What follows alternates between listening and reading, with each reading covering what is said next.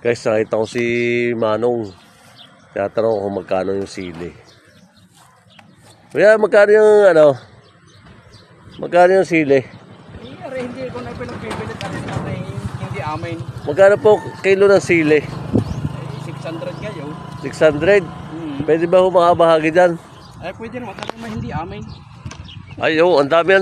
Anong tawag po dyan sa sili yan? Labuyo. Labuyo? Ba't mahaba yan? Ang anak ko sa labuyo, yung maliliit eh. Ano po yung ginagawa nyo, kuya? Yan, anong... Para sa po yan, kuya? Sa parol. Parol? Nagre-repair na internet. Ay, di sila ano. Sa po gagamitin yung parol? Anong contest po yung sasalihan nyo, sir? Sa parol contest. Ano po, company po yan? Company o ano? Anong kampanya, sir? Pero resilihan ito sa inyo po ba o sa inyong kapitbahay? Sa kapitbahay lang yan. Pwede po ba makabahagi?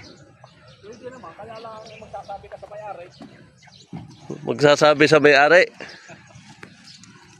Ang galing nung kinukuha mo. Yung buwigan na yan, ano? Ano kayang tawag dyan? Dahil mo sili, kuya.